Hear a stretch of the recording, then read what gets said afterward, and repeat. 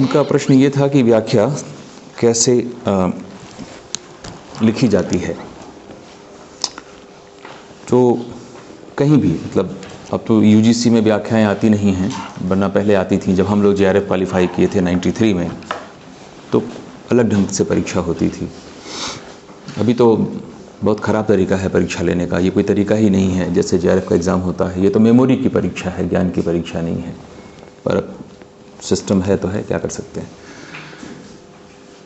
तो व्याख्या आप आईएएस के लिए लिख रहे हो, पीसीएस के लिए लिख रहे हो, यहाँ के लिए लिख रहे हो, कहीं के लिए लिख रहे हो, जो तरीका मैं बता रहा हूँ उसको फॉलो करिएगा।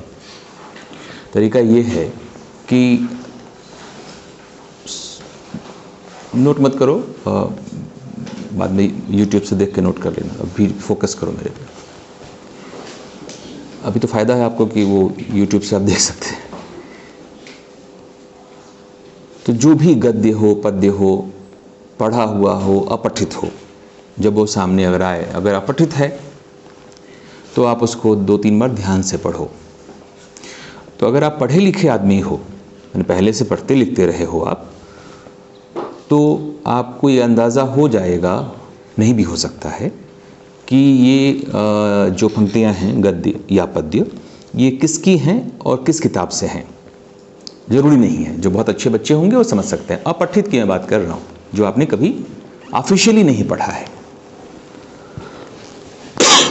दूसरा होता है पठित, जो आपको पता है कि ये सिलेबस है, इसी के भीतर से ये आया होगा, चाहे वो यहाँ का सिलेबस हो चाहे आईएएस का सिलेबस हो। अपठित के चांसेस कम होते हैं, पठित के ज़्यादा होते हैं। तो बड़ा आसान है आपके लिए समझना कि ये पंक्तियाँ किसकी हैं और किसने लिखी हैं। तो संदर्भ में हम क्या लिखते हैं, और प्रसंग में हम क्या लिखते हैं, और व्याख्या हम कैसे करते हैं, और विशेष में हम क्या लिखते हैं, ये मैं आपको बता देता हूँ। संदर्भ में आप बताते हैं कि ये पंक्तियाँ किसकी हैं, ये अंश किसका है और किस किताब से लिया गया है। सिंपल, ये संदर्भ है। अगर आप अच्छे विद्यार्थी हैं तो, क्योंकि ज़िंदगी में अपने को बेचना ही सबसे बड़ी कला है, बेचना ही सबसे बड़ी कला है। ये सीवी जो आप बनाते हैं वो क्या है, बेचना ही तो है ना। तो बाल संवारने से लेकर के, कपड़े पहनने से लेकर के, चलने से लेकर, बात करने से लेकर, हर चीज़ एक प्रकार का सेल्समैनशिप है, बेचना है। तो आप 2 लाइन लिख सकते हैं कि साहब ये फलाने अज्ञेय की पंक्तियां हैं, शेखर एक जीवनी से ली गई हैं। अब आगे आप ये भी लिख सकते हैं कि शेखर एक जीवनी 2 भागों में लिखी गई थी, उसका ईयर ये था। शेखर एक जीवनी का तीसरा लिखा नहीं जा सका, क्यों नहीं लिखा जा सका, इसका महत्व क्या है, शेखर एक जीवनी महत्वपूर्ण क्या है। तो आप सामने वाले को बेच रहे हो, बता रहे हो कि आप कितने महत्वपूर्ण हो। तो अगर आप में ये क्षमता है, और सबकी क्षमता अलग अलग होती है, जितनी ज़्यादा क्षमता है वो आप दिखा दीजिए वहाँ पे। और ज़िंदगी में हर लम्हे, हर वक्त, हर लाइन में ये दिखाते रहना पड़ता है। इवन सोते समय भी दिखाना पड़ता है। सोने के भी सही तरीके होते हैं, तो गलत तरीके होते हैं। तो आप दिखा दीजिए, क्योंकि सामने वाला जो बैठा है वो, उसको देखने में कोई इंटरेस्ट नहीं है। जिसको दिखाना है वो देखना नहीं चाहता, वो कॉपी नहीं पढ़ना चाहता, कोई इंटरेस्ट नहीं है। उसके इंटरेस्ट को आपको खींच करके अपने तक ले आना है। ये मेकअप की तरह है, आंखें सुंदर है फिर भी लड़की काजल लगाती है, आकर्षित करने के लिए, सुंदर दिखने के लिए। तो आपको उसे आकर्षित करना है, जो आपकी कॉपी आना चाहिए पढ़ने वाले को, और पढ़ने वाले को पढ़वाना पड़ता है।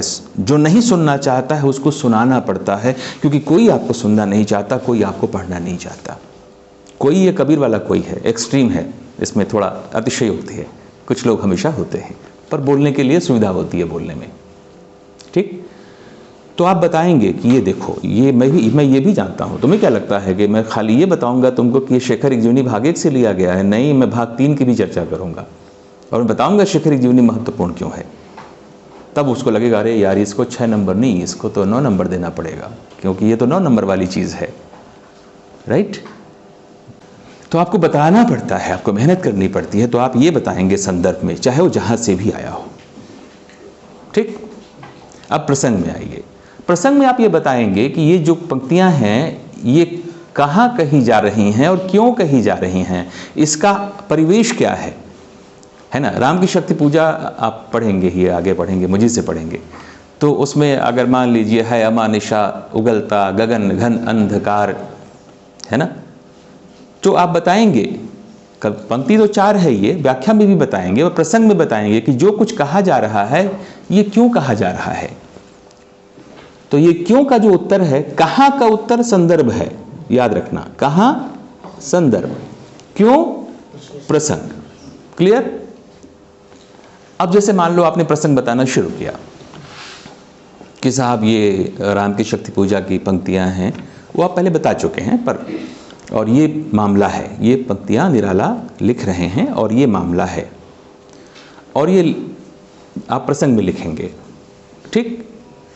तो उसमें आप ये भी लिख सकते हैं, अगर आप जानते हैं तो, किसी भी संदर्भ, किसी भी मामले में, कि ऐसी ही मिलती जुलती बात जो है वो फलाने ने कही है। तौलस्ताय के यहाँ भी एक ऐसा मामला आता है, नरेश मेहता की संशय की एक रात में ऐसा मामला आता है। अगर आप पढ़े लिखे हैं, वही बताने वाली बात है, जितना गुड़ डालो उतना मीठा होता है। तो संदर्भ 4 लाइन 5 लाइन, व्याख्या 4 लाइन 5 लाइन। पर ये सब करते समय ये ध्यान रखना है कि आउट ऑफ प्रपोर्शन नहीं होना चाहिए। कितनी भी सुंदर आंखें हैं पर काजल यहां नहीं लगेगा, वो यहीं लगेगा। प्रपोर्शन बहुत इंपॉर्टेंट है। नमक बहुत जरूरी है, पर नमक दाल में हिसाब से ही पड़ेगा। तो महत्व बताना है पर प्रपोर्शन के हिसाब से बनाना है। पता चला कि आप संदर्भ ही 6 पेज का लिख दिया आपने और आपका मिलेगा तो अंत में 20 ही नंबर और बाकी सवाल आपके छूट गए। छोटे बच्चे होते हैं वो 3 प्रश्न करके आते हैं, 2 छोड़ के आते हैं, और 3 ही लिखते रह गए, 2 उन्होंने लिखे ही नहीं। तो टाइम मैनेजमेंट बहुत जरूरी है, ये भी लाइफ का पार्ट है। टाइम मैनेजमेंट उत्तर लिखने में भी बहुत जरूरी है, ठीक है। तो आपने प्रपोर्शनेट टाइम खत्म करते हुए, इस्तेमाल करते हुए आपने बताया संदर्भ में कहां, ठीक। और उस कहां में को जितना आप रंगीन बना दीजिए। प्रसंग में बताया क्यों, इस प्रसंग को आप जितना रंगीन बना दीजिए, ठीक। क्योंकि आप उसको बता रहे हैं कि देखो मैं ये भी जानता हूं, देखो मैं ये भी जानता हूं, है ना। तो अब आप आइए व्याख्या पे। व्याख्या शीर्षक दिया आपने, जो अंश है उसकी एक शाब्दिक व्याख्या जितनी शीघ्रता से खत्म कर सकें उतनी शीघ्रता से खत्म कर दें। कम से कम शब्दों में शाब्दिक व्याख्या 4-5 लाइन में करके खत्म कर दीजिए, क्योंकि वो उसमें कोई अपनी कला दिखा नहीं सकते हैं, शब्दों की व्याख्या। अब जो इसे हम कहते हैं व्याख्या, दरअसल वो कविता के, गद्य के, पद्य के, भाव की, संवेदना की, मर्म का विश्लेषण होता है। व्याख्या क्या है? पोस्टमार्टम। खोलो, आप जितना खोल सकते हैं, जितना आपके दिमाग में ज्ञान है उसका इस्तेमाल करके आप खोलिए, ठीक है। विश्लेषण करना है, पोस्टमार्टम करना है, खोलना है। कविता को खोलिए, उसके मर्म को स्पष्ट करिए, उसका विश्लेषण करते हुए कि ये अंश जो है, गद्यांश पद्यांश, ये क्या कहना चाहता है, इसकी आत्मा क्या है। देह आपने 4 लाइन में प्रकट कर दी, शाब्दिक व्याख्या। अब उसकी जो आत्मा है उसको पकड़ के आप अपनी प्रतिभा का इस्तेमाल करते हुए उसके मर्म को उद्घाटित करेंगे, उसके मर्म को आलोकित करेंगे, प्रकाशित करेंगे। जो उसका भाव है, जो उसकी संवेदना है, जो उसका अर्थ है, उसको आप जितना कर लीजिए, जितना कर सकें। फिर वही प्रपोर्शन का ध्यान हमेशा रखिएगा, टाइम मैनेजमेंट। और उसके बाद आप विशेष में आ जाएं। तो विशेष में वो पुराना जो सिस्टम देखा होगा, कविता है तो ये अलंकार है और ये है वो है, ये लोग करते हैं, स्कूल कॉलेज में करते हैं। मैं ये नहीं कुछ कभी भी कहता कि क्या सही है क्या गलत है, जो करते हैं जो करते हैं वो भी एक पद्धति है, उसका भी एक महत्व है। पर हमारी दुनिया में जब आप प्रवेश करते हैं उच्च शिक्षा में, तो बहुत अलंकार या वो सब ठीक है, आपको आता है तो आप लिख दो एक में। आप ये बताओ, विशेष का मतलब आप ये बताओ कि ये जो कहा जा रहा है इसको फिर आप संक्षेप में बता दो कि ये विशिष्ट क्यों है, क्या है। अभी तो आपने मर्म को खोला ना, लेकिन ये महत्वपूर्ण क्यों है, इसमें क्या खास बात है, क्या है वो गजब की चीज जो इसको अद्वितीय बनाती है। और उसमें आप चाहो तो फिर लिख सकते हो कि इस तरह की बातें फलाने फलाने फलाने फलाने ने भी की हैं। अगर आप जानते हो तो लिख सकते हो, पर विशेष ही मतलब होता है स्पेशल, है ना। तो आप बताओ कि ये जो पंक्तियां हैं ये स्पेशल क्यों हैं, ये विशिष्ट क्यों हैं। वो विशिष्टता उसकी भाषा में हो सकती है, अलंकार वगैरह हैं तो अलंकार में हो सकती है, कहने के तरीके में हो सकती है, अंदाजे बयां, गालिब का है अंदाजे बयां और तो अंदाजे बयां में हो सकती है। तो जो यूनिकनेस है, जो खास बात है, उसको आप उसमें दे दीजिए, दैट्स ऑल। किसी भी चीज़ की व्याख्या ऐसे ही करते हैं। व्याख्या के लिए मेरा यही उत्तर है। आप प्रश्न पूछेंगे प्रश्नों के उत्तर कैसे देते हैं, तो मैं आपको बाद में बता दूंगा कि प्रश्नों के उत्तर कैसे देते हैं। दुल्हन अंगिया काहे न धोआई, बाल पने की मैली अंगिया, कविता सबके पास होगी, न हो तो अड़ोस पड़ोस में देख लें। बाल पने की मैली अंगिया विषय दाग परिजाई, बिन धोए पिय रीझत नाही, सेज से देत गिराई। सुमिरन ध्यान के साबुन करिले सत्य नाम दरियाई, दुविधा के भेद खोल बहुरिया मन के मैल धोवाई। चेत करो तीनों पन बीते अब तो गवन न गिचाई, पालनहार द्वार हैं ठाड़े अब काहे पछताई। कहत कबीर सुनोरी बहुरिया चित अंजन दे आई। बहुत इंटरेस्टिंग है अपने तरीके से। कबीर तो जैसा आपको पता है अपने को कभी कुत्ता कहते हैं, कभी दुल्हन कहते हैं, कभी प्रेमिका कहते हैं ना। तो यहाँ दुल्हन से उनका मतलब जो है वो खुद से नहीं है, यहाँ दुल्हन वो कह रहे हैं उन लोगों को जो ईश्वर से, परमात्मा से, परमेश्वर से मिलना चाहते हैं, जो भक्ति की राह पर हैं, मुक्ति की राह पर हैं, ये उनसे वो कह रहे हैं। ये एक तरह का साधो है, सुन भाई साधो। पर ये साधो कुछ खास वाला साधो है, ये जनरल वाला साधो नहीं है, सुन भाई साधो वाला साधो नहीं है। ये साधो थोड़ा सा खास साधो है। ये साधो 60, 65, 70 साल का हो गया है, ये बूढ़ा हो गया है, ये भक्ति वगैरह करना शुरू कर चुका है। आप देखते होंगे ये अभी मैं टीवी बहुत दिनों से टीवी नहीं देखता हूँ, नॉर्मल टीवी नहीं देखता हूँ, तो पर अभी भी आता होगा। 10 साल पहले देखा था तो आते थे आस्था टीवी, संस्कार टीवी, कौन सा टीवी जिसमें साधु नहीं, बाबा टाइप के लोग आके ज्ञान देते हैं, कथा वाचन करते हैं, कथा वाचन उपदेश देते हैं, अभी भी आता है। तो उसके अधिकांश दर्शक किस उम्र के लोग होते हैं? या मोहल्ले में कथा वार्ता हो रही है, मंदिर में सत्संग हो रहा है, तो उसके अटेंडी जाने वाले लोग किस उम्र ग्रुप के नॉर्मली होते हैं? प्रौढ़ लोग होते हैं, बुजुर्ग लोग होते हैं। 50 क्रॉस, 60 क्रॉस, रिटायर्ड लोग, बूढ़े लोग ही ज़्यादा होते हैं। बहुत कम उसमें देखेंगे आप 18, 20, 30 साल के युवकों को। छोटे बच्चे पकड़ के साथ में घूमने चले गए हैं, उनकी बात नहीं कर रहा हूँ, 5-7 साल के। पर जवान लोग, टीनेजर्स, जवान लोग अपनी मर्जी से तो नहीं होते हैं आमतौर पे उसमें, है ना। उसमें आमतौर पे वो लोग होते हैं जो रिटायर्ड टाइप के होते हैं।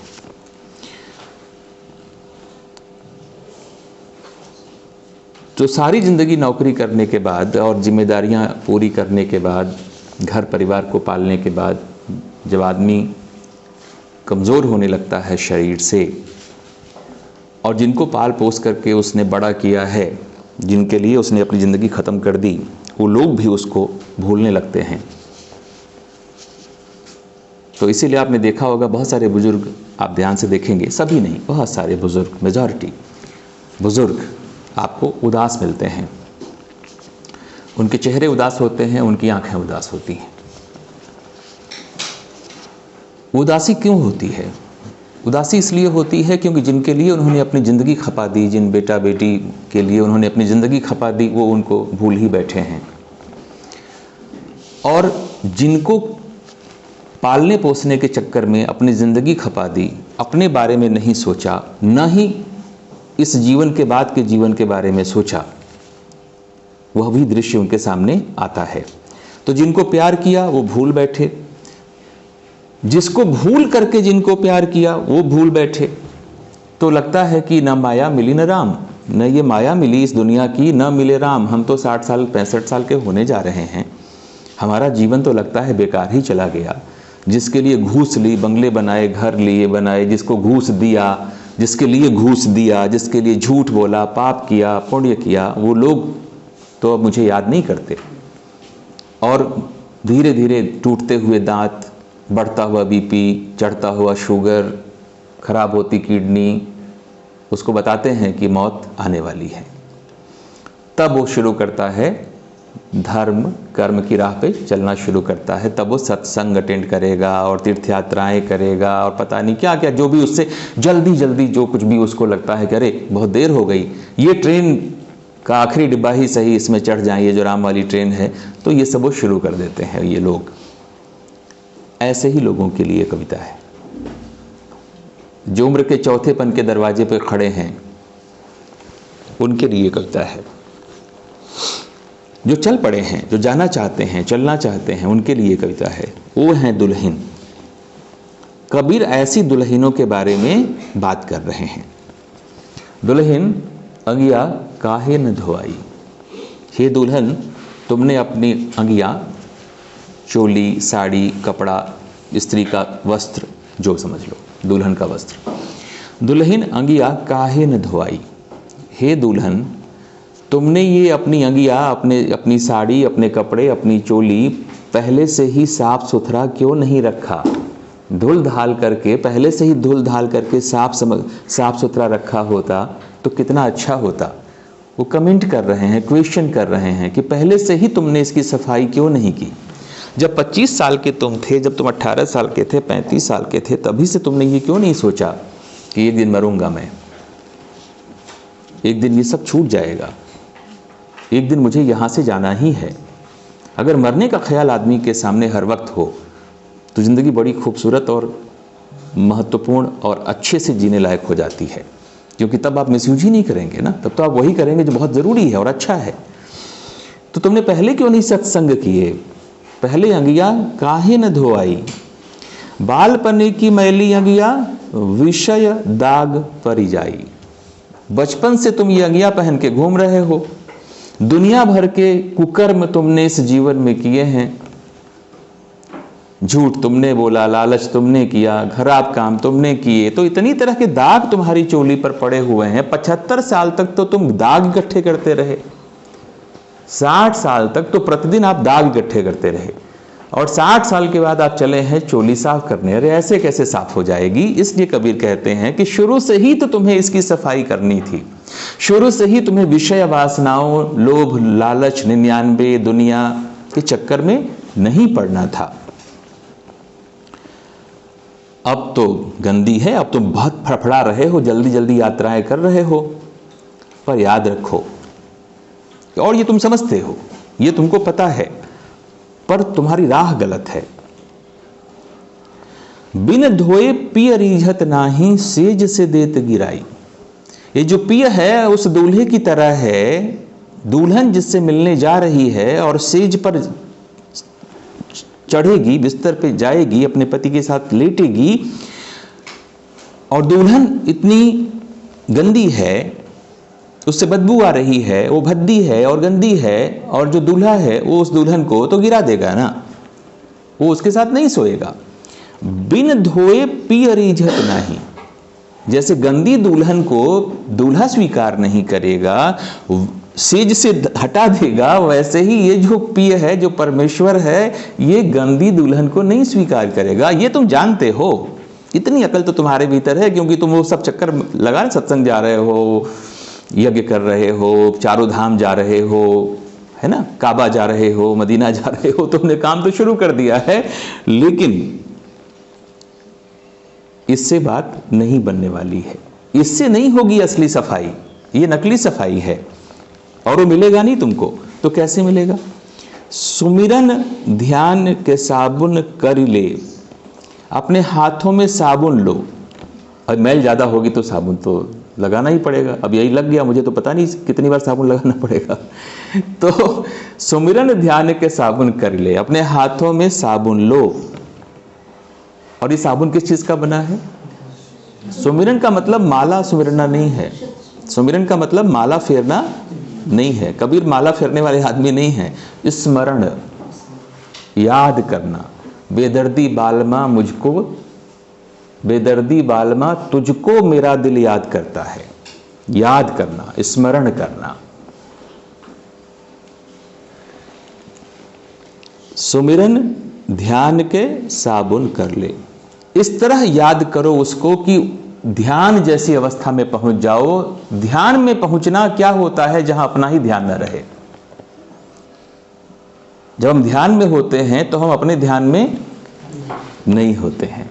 अगर आप अपने ध्यान में हैं तो आप ध्यान में नहीं हैं। और ध्यान में पहुंचेंगे कैसे? याद करते करते, स्मरण, याद करते करते, प्यार करते करते, तुम ध्यान करते करते वहां पहुंचोगे। ये है वो साबुन। और सत्य नाम दरियाई, एक सच्चे नाम का दरिया बहता है। एक नदी बहती है सच्चे नाम में। साबुन लगाओगे तो नहाना भी तो पड़ेगा ना। एक सच्चे नाम का दरिया बहता है। और इस सच्चे नाम का दरिया कौन है? इस सच्चे नाम का दरिया गुरु का मार्गदर्शन हो सकता है, प्रेम की भावना हो सकती है। ये तुमको जो मैंने कल कहा था, तुम्हें पता है कि ईश्वर क्या है, क्या स्वरूप है उसका, सही क्या है, गलत क्या है, ये सबको पता है। तो ये जो दरिया बह रहा है, गुरु के मार्गदर्शन का हो या सत्य का हो, इसको स्वीकार करो, इसको आचरण में उतारो, इसको जीवन में उतारो और ईश्वर को में दिल लगाओ, तो बात बननी शुरू होगी। पर जो सबसे जबरदस्त इसमें वाक्य है वो क्या है? बहुत ही महत्वपूर्ण है। दुविधा के भेद खोल बहुरिया, मन के मैल धोआई। कबीर बहुत स्मार्ट हैं। वो कहते हैं कि मैं इतना ज्ञान तो दे रहा हूं, फिर भी मुझे डर है कि तुम मेरी बात समझोगे नहीं।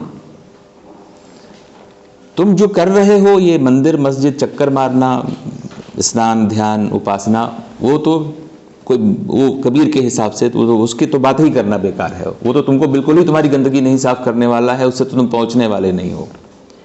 अब जो मैं कह रहा हूं कि सुमिरन ध्यान का साबुन कर ले, सत्य नाम दरियाई, यह भी लिमिटेड है। ये तब तक काम नहीं करेगा जब तक तुम्हारे मन में ये संशय होगा कि मंदिर मस्जिद के चक्कर मारने से होगा कि कबीरदास जो कह रहे हैं उसके करने से होगा। कृष्ण ने गीता में कहा, संशयात्मा विनश्यति। जो संशय में आत्मा जो आत्मा संशय में रहती है वो नष्ट हो जाती है। तुमको पूरी तरह मुझे स्वीकार करना पड़ेगा, टुकड़ों में स्वीकार नहीं कर सकते। ईश्वर को पाना है तो पूरा पूरा पाना पड़ेगा। और पूरा पूरा पाने के लिए जो सबसे बड़ी शर्त है, पूरा पूरा देना पड़ेगा। जितना दोगे उतना ही पाओगे। 100 रुपए लीटर का दूध है, 75 रुपए का दूध लोगे तो 75 रुपए दोगे तो 75 रुपए का ही दूध मिलेगा। तो तुम्हें पूरा देना पड़ेगा पूरा पाने के लिए। और तुम पूरा पाओगे कैसे और पूरा दोगे कैसे? पूरा दोगे तब तो पूरा पाओगे। पूरा दोगे कैसे? पूरा देने के लिए तुमको पूरा पूरा यकीन होना पड़ेगा, करना पड़ेगा उस बात पे जो बात मैं कह रहा हूं। तो दुविधा के भेद खोल, दुविधा से बाहर निकलो, संशय से बाहर निकलो, डायलेमा से बाहर निकलो, मेरी बात को मानो। दुविधा के भेद खोल बहुरिया, दुविधा से बाहर निकलो बहुरिया, बहुरिया वही दुल्हन। मन के मैल धोआई, जो मन में मैल जमी हुई है, जो सबसे मुश्किल काम है, उसको साफ करो। ये वो वाला प्रिय नहीं है जो पसीने की बदबू की वजह से तुमको सेज से गिरा देगा। इस प्रिय को कोई फर्क नहीं पड़ता कि तुम्हारे से पसीने की बदबू आती है कि इत्र की खुशबू तुम्हारे पसीने से आती है। ये जो प्रिय है ये दूसरा वाला प्रिय है। ये देखता है कि तुम्हारा मन कितना, मेरा, वो लता जी गाती हैं, मेरा मन दर्पण कहलाए। मन जहां दर्पण हो जाए मेरा, जब मेरा मन दर्पण हो जाएगा और राम मुझे देखेंगे तो किसको देखेंगे? राम को। हनुमान के फटे सीने में कौन दिखता है? राम। तो वहां तक पहुंचना पड़ेगा कि मेरा मन दर्पण हो जाए और जब मैं प्रभु के सामने खड़ी हूं हाथ जोड़ के, तो प्रभु अपने को देखें, मुझको नहीं देखें। कृष्ण के वियोग में राधा कृष्ण कृष्ण नहीं कहती हैं, राधा राधा कहती हैं, क्योंकि कृष्ण को याद करते करते वो कृष्ण हो चुकी हैं। तो कृष्ण किसको याद करेंगे? राधा को। तो राधा कृष्ण कृष्ण नहीं कह के पुकारती हैं, राधा राधा कह के पुकारती हैं। मोरा मन दर्पण कहलाए। वहां पहुंचना है तुमको, मन की मैल साफ करनी है। चेत करो तीनों पन बीते, मेरे कहा ना 60 साल, चेत करो बाबा अब तो जग जाओ, चेत करो अब तो संभल जाओ, अब तो इस कर्मकांड से बाहर निकलो, क्योंकि तुम तो चाहते हो, तुम उस राह के यात्री बन चुके हो, तुम पाना चाहते हो ईश्वर को, बस राह तुम्हारी गड़बड़ है, अब तो संभल जाओ। तीनों पन बीते हैं तुम्हारे, बचपन, लड़कपन, जवानी वगैरह बीत चुके हैं, अब तो बूढ़े हो रहे हो, अब तो गवन नग चाहिए, अब तो गवने का वक्त आ गया है, पिया दरवाजे पे खड़े हैं, अब जाने का वक्त आ गया है, मौत दस्तक दे रही है। पालनहार द्वार हैं ठाढ़े, जो हमारे पालनहार हैं, जो प्रिय हैं, जो ईश्वर हैं, जो परमात्मा हैं, वो दरवाजे पे खड़े हैं, मृत्यु दरवाजे पे खड़ी है। अब काहे पछताई, अब तुम क्यों पछताते हो कि हाय मैंने ये जीवन ऐसे नहीं जिया होता, ऐसे जिया होता।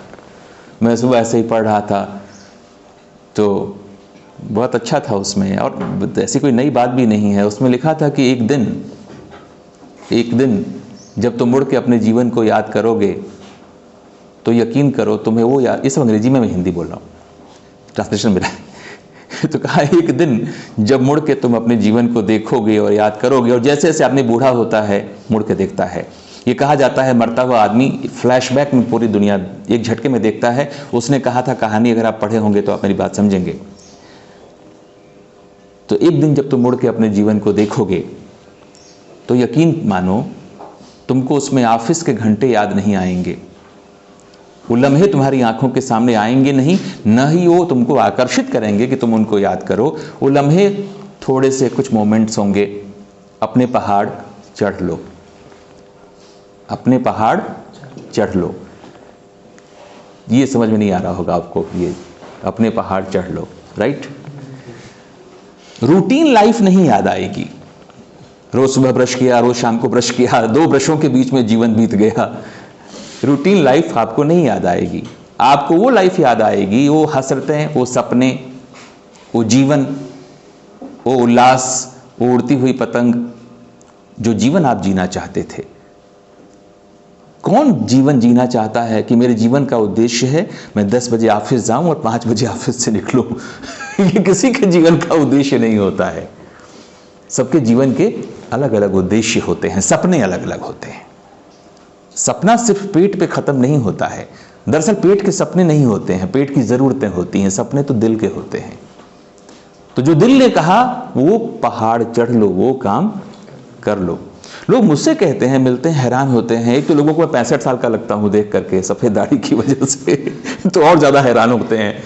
तो मैं उनकी हैरानी थोड़ी कम करता हूं, नहीं भाई मैं 50-52 साल का हूं। अच्छा, तो क्या आप ऐसा कैसे कर लेते हैं, हम क्यों नहीं कर पाते? मैं बहुत कुछ ऐसा करता हूं तो लोग जो मिलते हैं, कई बार परिचित जब होते हैं तो वो कहते हैं कि आप कर लेते हो, हम क्यों नहीं कर पाते? मैंने कहा बड़ा सीधा सा मामला है, करना आप भी चाहते हो पर कदम नहीं बढ़ाते हो, करते नहीं हो। तो करना चाहते हो पर वो हौसला, वो एक छलांग नहीं मार पाते हो, उस पार नहीं जा पाते हो। कुछ लोग मार लेते हैं वो छलांग, इसलिए वो कहता है अपने पहाड़ चढ़ लो, क्योंकि एक दिन जब मुड़ के देखोगे तो यही याद आएंगे, अब तो गवन नग चाहिए। तो बूढ़े उदास लोग जो अपार्टमेंट्स के बाहर ग्रुप बना करके बैठे रहते हैं, 15-20 कहीं अपार्टमेंट के बगल से गुजरो, आप देखो कितनी उदासी उनकी आंखों में होती है, क्योंकि पता है गवन गौना करीब है और जीवन जो जिया वो तो बहुत गलत सलत जिया, जिसमें पाप ज्यादा थे, पुण्य कम थे, जिसमें रूटीन ज्यादा था, रूटीन ज्यादा था, सपने सुकोमल सपने, सपनों में रंग बहुत कम थे। अब तो गवन नग चाहिए। शुरू से ईश्वर को प्यार करना था, बाद में थोड़ी करना था। पालन हर द्वार है ठाड़े, अब काहे पछताई, अब क्यों पछताते हो? और अंतिम लाइन मार्वेलस है, कहत कबीर सुनो रे बहुरिया। कबीर कहते हैं मैं सुनता हूं, सुन लो भाई। चित्त अंजन दे आई, अंजन आंखों में नहीं लगाना है, चित्त में लगाना है, मन में लगाना है। अपनी चित्त को अपने मन में अंजन लगाओ। अंजन लगाने से चमक, सौंदर्य, आभा पैदा होती है। आंखों में नहीं लगाना है, आजना है तुमको, साफ करना है, चमका देना है तुमको अपने चित्त को। चित्त को निर्मल करो। मैंने कल कहा था भोले भाव मिले रघुराई। ये जो निर्मल चित्त वाला आदमी है वही भोले भाव वाला आदमी है, वही मिलेगा राम को। जो 164 पढ़ा मैंने, राइट, 165 अब पढ़ेंगे। सवाल होंगे तो लास्ट में पूछ लीजिएगा, नहीं तो फ्लो टूट जाता है मेरा।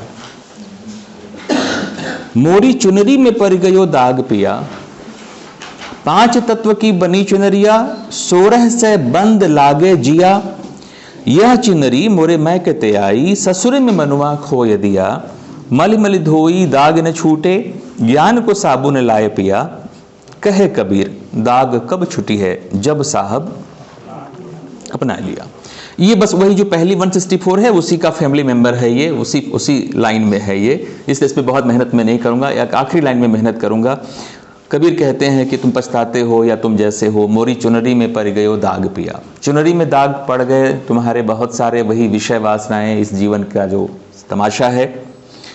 5 तत्व की बनी चुनरिया, तो चुनरिया तुम्हारी 5 तत्वों से बनी थी। ये शरीर तुम्हारा 5 तत्वों से बना था। छित जल पावक गगन समीरा, 16 से बंद लागे जिया। 1600 बंद क्या है? 1600 नाड़ियां हैं। हमारे उपनिषदों में लिखा गया है मनुष्य के शरीर में 1600 नाड़ियां होती हैं। तो कई लोग कहते हैं कबीर को योग और वगैरह का ज्ञान था, रहा होगा, क्योंकि बहुत सारे कबीर के कविता में ऐसी बातें आती हैं जिनसे लगता है कि कबीर को योग रहा होगा। योग तो गौतम बुद्ध ने भी सीखा हो, तो पर उसको कबीर को भी लग गया, गौतम बुद्ध को भी लग गया कि योग एक लिमिटेड चीज़ है, ये तो मंदिर में जा करके जो कर्मकांड हम करते हैं वैसा ही कर्मकांड है, हर कोई इसको नहीं कर सकता। तो पंचतत्व की बनी चुनरिया, 16 से बंद लागे जिया। यह चुनरी मोरे मैके ते आई, ससुर में मनवा खोए दिया। मैके ते ईश्वर के यहाँ से ये शरीर आया, और ससुराल जो इस दुनिया में जब हम आए तो हमारा मन भटक गया, हम भूल बैठे। और भूल जब बैठे तो क्या हुआ? हमारी चुनरी गंदी हो गई, बहुत गंदी हो गई। और जब बहुत गंदी हो गई और बाद में मुझे पता चला कि अरे गड़बड़ हो गई, अब 60 साल का हो गया मैं, 65 साल का हो गया मैं, अब तो चुनरी गंदी हो गई, बड़ा गड़बड़ हो गया। तो अब क्या कर रहे हैं? मल मल धोई दाग न छूटे। अब मल मल के साफ करता हूं, सारे प्रयत्न करता हूं, दाग छूटते नहीं हैं। ज्ञान को साबुन लाए पिया। तो कबीर कहते हैं ज्ञान का साबुन ले आओ तो तुम्हारे दाग छूटेंगे। कहे कबीर दाग कब छुटी है, जब साहब अपनाए लिया। इसमें ट्रिक है, कबीर पहले भी ये ट्रिक कर चुके हैं, करते हैं। कहे कबीर दाग कब छुटी है, जब साहब अपनाए लिया। भाई जब दाग छूटेंगे तब न साहब अपनाएगा। यहां कह रहे हैं कि जब साहब अपना लेगा तब दाग छूट जाएंगे। कविता के हिसाब से तो ऐसा ही लिखा है। कहें कबीर दाग कब छुटी है, जब साहब अपनाए लिया। या तो कबीर के कहने में गड़बड़ हो रही है कि जब तुम्हारे दाग छूट जाएंगे तो साहब अपना लेगा, ये हो सकता है कहीं लिखने पढ़ने में गड़बड़ हो रही हो। पर मान लीजिए कबीर यही कह रहे हैं जो आप पढ़ रहे हैं, तो इसको कैसे समझें? कहें कबीर दाग कब छुटी है, जब साहब अपनाए लिया।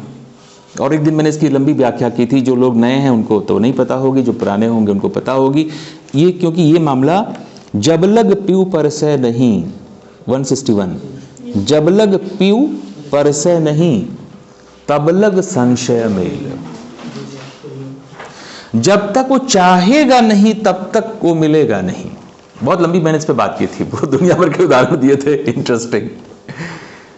कल हम कहीं बाहर थे, जो मेरी बेटी ने कहा मुझे मैं किसी को मिस कर रही हूँ, किसी की याद आ रही है। तो मैंने कहा इसका मतलब है कि वो भी तुम्हें मिस कर रहा है। और फिर मैंने उसको कहा कि जब तुम्हें किसी की याद आए तो ये समझ जाओ कि वो आदमी तुमको याद कर रहा है। तो जब तक मैं तुमको याद नहीं करूँगा तुम मुझे याद नहीं करोगे। जब तक वो चाहेगा नहीं तब तक तुम मुझसे मिल नहीं सकते हो। ठीक? और इसकी व्याख्या मैं लंबी कर चुका हूं, वही बात यहां पे लागू होती है। कहे कबीर दाग कब छुटी है, जब साहब अपनाए लिया। जब साहब अपना लेगा, और अपना कैसे लेगा? जब दाग छूटेगा। पर यहां तो साहब अपनाएगा तब दाग छूटेंगे। मतलब इसका यह है कि जब तुम्हारे प्रयत्न सच्चे होंगे, जब तुम्हारे मन में ऐसी भावना आएगी, सच्ची भावना आएगी। प्रेम भी तो दो तरह के होते हैं ना, असली और नकली। जितने भक्त लोग ब्रह्मांड में घूमते हैं और गुरु जी लोग घूमते हैं, उसमें से 99% तो नकली ही होते हैं, 1% ही तो सच्चे गुरु होते हैं। सदगुरु, इसीलिए कबीर ने सदगुरु बार बार कहा है। खाली गुरु कह के काम नहीं चला गरीब आदमी का, वो गुरु गुरु भी कह सकते थे, पर बार बार वो सद सद सद सद जोड़ते रहते, सच्चा गुरु, क्योंकि उनको पता है कि बहुत सारे फर्जी गुरु मार्केट में घूम रहे हैं हमेशा, उनके जमाने में भी, इसे सदगुरु कहना पड़ता है उनको बार बार। तो जब तुम्हारे मन में ये भावना पैदा होगी सचमुच वाली, और ये भावना कैसे पैदा होगी? जब वो चाहेगा। पर वो क्यों चाहेगा? वो तुम्हारे में ही क्यों चाहेगा कि तुम्हारे में ये भावना पैदा हो? मैं ही ईश्वर को प्यार करूं, मेरे में ऐसी कौन सी खास बात है कि ईश्वर मेरे मन में ये बीज पैदा करे? कई उसके उत्तर हो सकते हैं। एक उत्तर प्रारब्ध हो सकता है, ये जन्म पिछले जन्मों का हिसाब किताब चलता रहता है। कुछ लोग इसको नहीं मानते हैं, मैं मानता हूं, क्योंकि मैं गौतम बुद्ध में विश्वास करता हूं और गौतम बुद्ध से बड़ा कोई आदमी नहीं है। और तो बहुत सारी किताबें हैं, बहुत सारा रिसर्च है। मैंने पिछली बार ही बताया था, मेनी मास्टर्स मैनी लाइफ्स एक रिसर्च बुक है, बेस्ट सेलर है, वो साइंटिफिकली प्रूव करती है। पुनर्जन्म के किस्से आपने सुने होंगे, और गौतम बुद्ध में अगर यकीन है तो खुलेआम कहते हैं, न जाने कितने जन्म। ठीक है, तो पिछले जन्मों का हिसाब किताब चलता रहता है साथ साथ। तो कहीं कुछ ऐसा है जो परमात्मा जिसकी वजह से हम पे कृपा करता है और वो बात हमारे मन में पैदा होती है। वरना एक माँ के 4 बच्चे होते हैं और हर कोई अलग अलग क्यों होते हैं? मदर टेरेसा ही मदर टेरेसा क्यों होती हैं? इतनी सारी नन उस जमाने में उस देश में घुमा करती थी। बहुत लंबी बात हम इस पर कर चुके हैं कि राणा प्रताप ही राणा प्रताप क्यों होते हैं, है ना? हर कोई अलग अलग क्यों होता है? एक तो मनुष्य अपने समय और समाज से बनता है, और एक मनुष्य अपने न जाने कितने जन्मों के परिणाम होता है। तो न जाने ये क्या चक्कर है कि किसी के मन में ये बीज पैदा होता है, ये उसकी कृपा है, या उसने आपको देखा कि आप उसको पाना चाहते हो और उसको लगा कि हाँ ये चाहत सच्ची है। मैंने कभी भी इस क्लास में नहीं कहा, इस क्लास में, कि व्याख्या लिख लेना और मुझे दिखा देना। पर एक बच्चा क्लास खत्म होने के बाद मेरे पास आता है, लिख के पूरी व्याख्या लिख करके लेके आता है 2 पेज में। तो मुझे समझ में आया ना कि ये लड़का मेहनती है। तो आगे जब वो बच्चा मुझे कभी मिलेगा तो मैं उसको प्यार करूंगा या दुत्कारूंगा? प्यार करूंगा। वो बहुत अच्छा शेर है कि एग्जैक्टली शेर नहीं याद आ रहा है मुझे, कि महफिल में साकी पर सबकी नजर हो ये तो मुमकिन है। सही याद आ गया मुझको। महफिल में साकी, शराब पिलाने वाली, पर सबकी नजर हो, सभी चाहते हैं उसके पास आके पिलाए। महफिल में साकी पर सबकी नजर हो ये तो मुमकिन है, पर सब पर साकी की नजर हो ये जरूरी तो नहीं। साकी सब पे नजर रखे ये जरूरी नहीं है। साकी तो उधर ही जाएगी पिलाने के लिए जहां उसको लगेगा कि ये डिजर्व करता है, तो उसको लग जाएगा कि हाँ ये डिजर्व करता है, क्योंकि वो देखता है और दिखता है। आपको नहीं पता है वो देख रहा है, पर वो दिखता है, वो हमेशा देखता है। और यकीन एक दिन जिंदगी में आपको लम्हा आएगा, आपको लगेगा हाँ कोई ना कोई कहीं ना कहीं से देखता है। मनुष्य के रूप में देखता है, गुरु के रूप में, शिक्षक के रूप में, न जाने कितने रूपों में देखता है और अपनी बात कहता है। तो उसने मन में आपके चाहत के फूल खिलाए, ठीक है? अब चाहत के फूल खिले हैं, आप इसमें खाद वाद दे रहे हैं, फूलों की अच्छी परवरिश कर रहे हैं। एक दिन ये चाहत के फूल इस लायक हो जाएंगे, उम्मीद की जाती है, कि वह इन फूलों को स्वीकार कर ले, तो तुम्हें अपनाएगा। और जब तुमको अपनाएगा तो कुछ न कुछ तो छूट ही रह जाता है। तो जो बचा खुचा हिसाब किताब तुम्हारा होगा, वो माँ जब बच्चे को प्यार से गले लगाती है, जिस तरह अपने बच्चे को प्यार से गले लगाती है, तब वो ये नहीं देखती है कि बच्चे के कपड़े मैले हैं या क्या है, वो सिर्फ और सिर्फ ये देखती है उसका प्यार और अपना प्यार। उसके दिल में बहुत प्यार है, पर पड़ोसी के बच्चे को वैसे गले नहीं लगाएगी जैसे अपने बच्चे को लगाएगी। तो जो बचा खुचा मैलापन है वह उसको इग्नोर कर देगा। तुम्हारी प्रीत सच्ची होनी चाहिए, तो तुम्हारी छोटी मोटी त्रुटियां वो माफ कर देगा। अभी मैंने कुछ बहुत अच्छा पढ़ा था या सुना था, मुझे याद नहीं है, इसी सिलसिले में, मुझे याद नहीं आ रहा, बना मैं आपको बताता कि उसको फर्क नहीं पड़ता है, वो देखता क्या है। रिसेंटली मैंने कहीं सुना है, याद नहीं आ रहा मुझे, कि उसको फर्क नहीं पड़ता है बहुत कि आप कैसे हो। कई बार वो आपकी प्रीत देखता है। प्रेम अगर सच्चा है तो आगे बढ़ करके भी वो आपका हाथ पकड़ लेगा। ठीक है, तो ये है जब साहब अपनाए लिया। चाहत के फूल वो खिलाएगा और वो फूल उस तक पहुंचे, ये आप पर निर्भर करता है। आप एक दिन पहुंचेंगे उस तक, अगर उसके तक पहुंचेंगे और कहीं कोई चीज रह भी गई छोड़ी मोड़ी, क्योंकि परफेक्ट तो कोई होता नहीं है, हमारा इम्परफेक्शन ही दरअसल हमारी कमजोरी भी है, मजबूरी भी है और शायद ब्यूटी भी है। क्योंकि अपन जिस दिन, भक्त जिस दिन परफेक्ट होने लगा, मनुष्य जिस दिन परफेक्ट होने लगा, उस दिन ईश्वर की कल्पना का मतलब क्या है? क्योंकि वही एक है जो पूरी तरह परफेक्ट है। परफेक्शन पे, पूर्णता पे तो हमारे यहाँ श्लोक है बहुत अच्छा, ओम पूर्णाय नमः समथिंग समथिंग, राइट। तो क्यों ईश्वर के लिए है कि वही एक है जो कंप्लीट है, पूर्ण है। हम सब अपूर्ण हैं, हम अपूर्ण उससे मिलकर के पूर्ण होना चाहते हैं। तो हम अपनी अपूर्णता के साथ, हमको हमारी अपूर्णता के साथ भी वह स्वीकार कर लेगा अगर हमारे प्रीति सच्ची है तो। 166 नहीं, सवाल अगर है, कोई सवाल है तो पूछेंगे तो मैं आगे नहीं पढ़ाऊंगा, नहीं सवाल होगा तो आगे पढ़ाऊंगा। 5 मिनट हैं। ये क्लास कितने बजे तक होती है? 1 की 1:10 तक होती है। अच्छा, पढ़ा दे, गुड। 13 जन एकाध है कोई, बहुत अच्छा है ये, वैसे 5 मिनट और लग जाएंगे तो बर्दाश्त कर लेना। 13 जन एकाध है कोई, काम क्रोध और लोभ विवर्जित हरिपद चिन्ह है सोई। राजस तामस सात्विक तीनियों ये सब तेरी माया। जो चौथे पद को जे जन चिन्ह तिन्हीं परम पद पाया।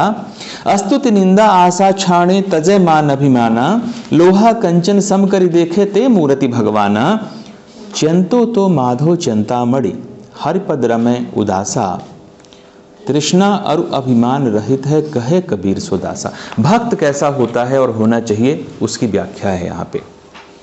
कैसा होना चाहिए? ईश्वर का प्रेमी, ईश्वर का भक्त। 13 जन, ईश्वर से कह रहे हैं, 13 जन एकाध है कोई। जो तुम्हारे लोग हैं, जो तुम्हारा चाहने वाला है, तुम्हारा भक्त है। दावा तो बहुत लोग करते हैं कि वो तुम्हारे हैं, पर हे ईश्वर, तुम्हारा चाहने वाला तो कोई एकाध ही है। एकाध, 2 तो नंबर ही नहीं है इसमें, एकाध है कोई। और कौन है वो तुम्हारा चाहने वाला या लोगों, कौन है वो सच्चा चाहने वाला? वो कैसा है और कैसा होगा? काम क्रोध और लोभ विवर्जित, काम से मुक्त होगा। काम वासना आकांक्षा, काम का मतलब सिर्फ सेक्स नहीं है, काम का मतलब कामना है, आकांक्षा। कामना से मुक्त होगा, चाहतों से परे होगा, क्रोध से परे होगा, लोभ से परे होगा।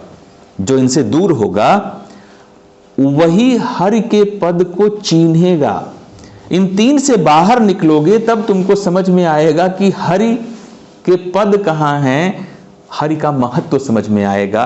99 के फेर में पड़े हुए आदमी को हरि की क्या चिंता? हरि की चिंता करने के लिए जो पहला डिप्लोमा कोर्स है वो ये है, इनको तुम क्वालिफाई कर लोगे, इनसे बाहर चले जाओगे, तब वहां से वो कहानी शुरू होगी जो हरि के घर जाती है। राजस तामस सात्विक तीनियों ये सब तेरी माया। ये बड़ी बात है, कबीर कहते हैं। वो कहते हैं कि 3 तरह के गुण होते हैं, राजसिक, तामसिक, सात्विक। राजसिक छोड़ दो, तामसिक छोड़ दो, वो तो खराब हैं। सात्विक गुण जिनको अच्छा माना जाता है, उसको भी कबीर कहते हैं ये भी तुम्हारी ही माया है। असली खेल न सात्विक होने में भी असली खेल नहीं है। असली खेल है ये सब तेरी माया, ये सब तेरी माया है। चौथे पद को जे जन चीन है, जो चौथा पद है वो क्या है? तीन ही परम पद पाया, आगे आएगा। चौथे पद को जे जन चीन्हे तीन ही परम पद पाया, जो चौथे पद को चिन्हेगा राजसी तामसी सात्विक से परे, एक चौथी दुनिया है, एक चौथा पैर है तुम्हारा, जो हरि पद है वही परम पद पाएगा, वही तुम मुक्ति पाएगा, वही तुम तक जाएगा। कबीर के यहाँ स्वर्ग बैकुंठ जाने की चिंता नहीं है, कबीर के यहाँ मुक्ति की चिंता है। गौतम बुद्ध की चिंता स्वर्ग जाने की नहीं है, मुक्ति की चिंता है। मुक्ति क्या होती है? मुक्ति होती है ऐसा जीवन जीना है, ऐसा जीवन जीना है कि फिर कभी दोबारा पैदा नहीं होना है, जन्मों के इस खेल से ही बाहर निकल जाना। इसीलिए गौतम बुद्ध ने मुक्ति के लिए शब्द इस्तेमाल किया निर्वाण। निर्वाण का मतलब है बत्ती बुझ गई, अब दोबारा नहीं जलेगी। स्तुति निंदा आशा छाणे तजय मान अभिमाना। स्तुति भी से परे है, निंदा से परे है, दुनिया की आशा से भी परे है, मान से परे है, अभिमान से परे है।